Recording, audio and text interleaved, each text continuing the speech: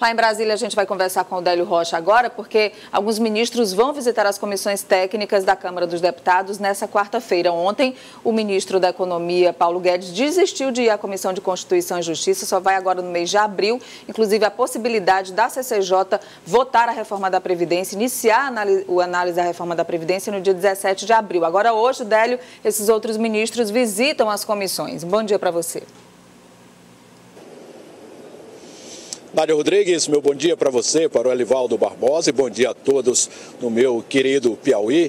Pois é, Nádia, hoje vai ser um dia muito movimentado aqui no Congresso Nacional. Somente na Câmara, nas comissões temáticas, 4 ministros vão ser questionados. E aí falo do Bento Costa, de Minas e Energia, do Gustavo Canuto, de Desenvolvimento Regional, Ernesto Araújo, de Relações Exteriores e Ricardo Vélez Rodrigues, de Educação. Todos eles vão ter que falar das prioridades do governo para este ano e falar de algumas da atuação deles nas suas respectivas pastas. E na Comissão de Relações Exteriores, a gente vai ter um representante piauiense, o deputado Flávio Nogueira, que também vai questionar o ministro Ernesto Araújo sobre a política externa brasileira. E o deputado Flávio Nogueira até está aqui com a gente nesse momento, e eu queria começar uma entrevista com ele, questionando, deputado, existe um movimento aí no Congresso de retaliação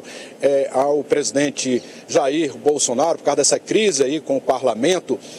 Isso ficou ontem patente naquela decisão que vai aí obrigar o governo a pagar realmente aquelas emendas de bancadas e aquelas emendas aquelas outras questões orçamentárias.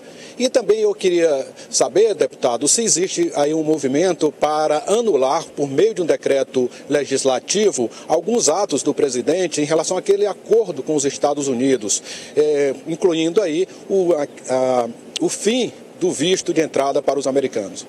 Bom dia. O que de fato está havendo aqui em Brasília é exatamente o acirramento entre os poderes, os 3 poderes. E agora o Congresso Nacional, principalmente a Câmara Federal, está delimitando o seu espaço. Está mostrando que, de fato, as leis são feitas aqui na Câmara Federal. Então, o que aconteceu ontem é uma prova disso. Foi desencavetada uma emenda, uma PEC de 2015, aquela que engessa muito o orçamento, e foi votada de uma maneira em 2 turnos dentro de 1 hora. Quer dizer, até um prazo de 15 dias para que você pudesse estar havendo a segunda votação, ontem foi realizado os 2 turnos em menos de 1 hora. Uma derrota para o governo? Não é uma derrota, não. O Congresso está mostrando qual o espaço que o Congresso Nacional tem e qual o espaço que o Poder Executivo deve ter e também o Judiciário. Não pode estar um botando o pé no espaço do outro. É um recado muito claro para o presidente da República que ele precisa negociar com o Congresso. Sim, o presidente da República está parecendo Jânio Quadros, quando assumiu a presidência lá na década de 60, em nome da moralidade, e desdenhava as pessoas que procuravam ele para aconselhar e assistir um filmezinho cowboy no cinema do Alvorada. Uma vez, Carlos Lacerda foi lá dizer que era infrutífera essa ideia de estar querendo invadir a Guiana Francesa, e o Jânio Quadros foi assistir um filme comendo pipoca. Deu poucas atenções ao governador Carlos Lacerda. 7 meses depois, ele foi obrigado a renunciar. E como o senhor estava ontem nessa sessão aí na Câmara, como é que está o clima em geral, né, em relação com dos parlamentares em relação ao governo, deputado? É muito difícil, até por inabilidade também dos seus líderes aqui na Câmara Federal.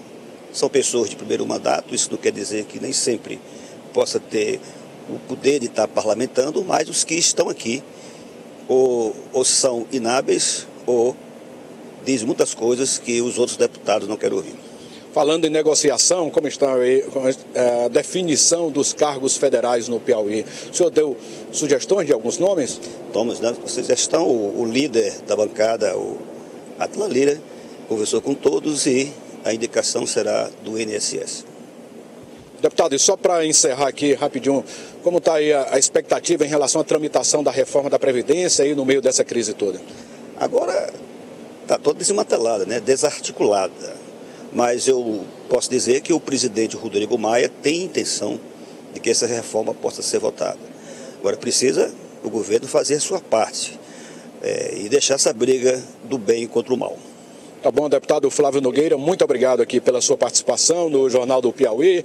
Nádia Rodrigues, eu volto com você.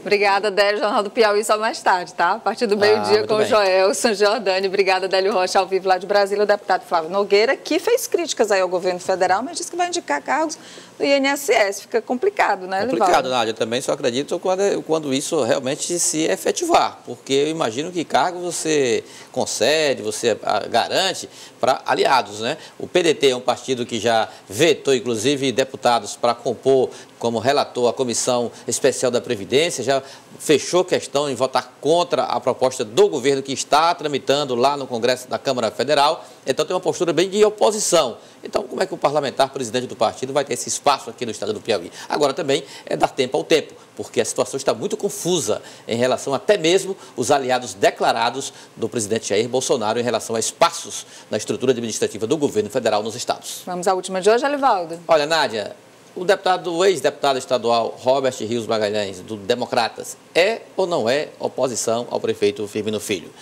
Ele está de férias, viajando pela Europa, mas graças aos recursos tecnológicos eu consegui tirar dele a seguinte afirmação.